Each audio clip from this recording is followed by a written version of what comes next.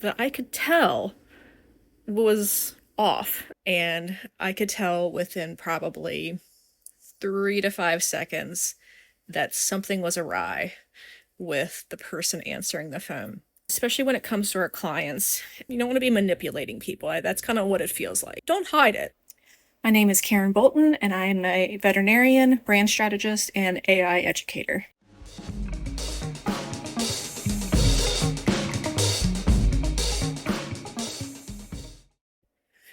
So today, I experienced myself for the first time an AI receptionist. I was calling the orthopedic surgeon because I have a shoulder injury. Very stupid, but I want to get it checked out. And I could tell within probably 3 to 5 seconds that something was awry with the person answering the phone.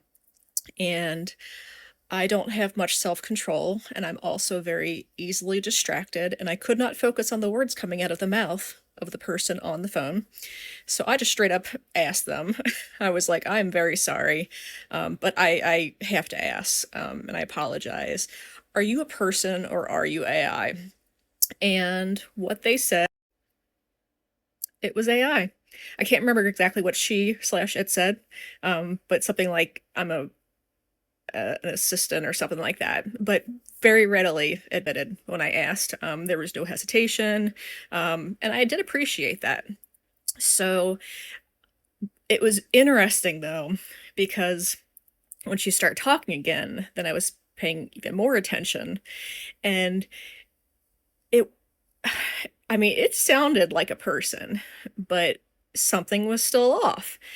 And there was even like sound effects in the background, almost like she was in a busy office or something. Like they didn't try to make it real, but it had that uncanny valley effect. And if you don't know what that is, so the uncanny valley effect, and I'm sure you all have experienced it, it's hypothesized it's a psychological and aesthetic relation between the object's degree of resemblance to a human being and the emotional response of the object. And you can get this effect with other things and non-human objects as well.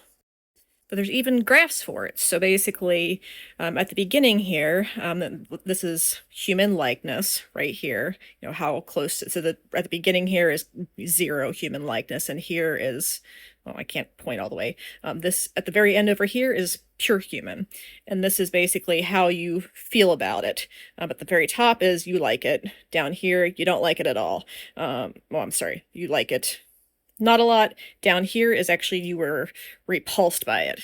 So here you have a robot, stuffed animal right there, robot that looks like a human. You kind of like it maybe a little bit more, which I don't know. I personally like stuffed animal more. But Uncanny Valley is this right here. So the closer it gets to being a human, but still not quite a human, all of a sudden people reject that. And that's what I felt on the phone. Like, I couldn't tell if it was a human or not, but there was something there that I could tell was off. And I'm rude, I guess. But I also couldn't focus on what was happening, because I kept thinking, is this AI or is this a person? I mean, I just literally couldn't focus on what at the task at hand. Hashtag ADHD. So I mean, I had to ask, but I think the moral of all this is that AI is new to all of us, and especially when it comes to our clients. What would have been nice at the beginning of that phone call is a disclaimer that, hey, this is an assistant on the phone, an AI assistant, or something even, some other wording that is even less techy, that would turn people off less that don't like AI. Like basically just a disclaimer that I was talking to AI and not a person, so that I wasn't sitting there trying to figure out if this was a human or not. Because, like I said, I was extremely distracted, and all of us are in a time right now where we're trying to figure out if things are AI or if they're real, and it's a very confusing time frame to be in, and especially as clients adjusted the idea of accepting I think if you're going to use these things, I think it's fine. Once I knew I was talking to I was fine. But, and actually, it was a really, it worked really well. It was really smooth. I had no problems.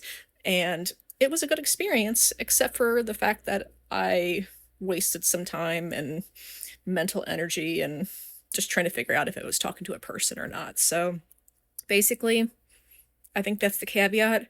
At this point in time, totally use them, but just warn people at the very beginning, hey, this is not a person, it's AI. Like, don't hide it. Like, that's you don't want to be manipulating people. That's kind of what it feels like. Right now, it kind of feels like manipulation if you don't warn people. I think there needs to be a little bit of a consent involved.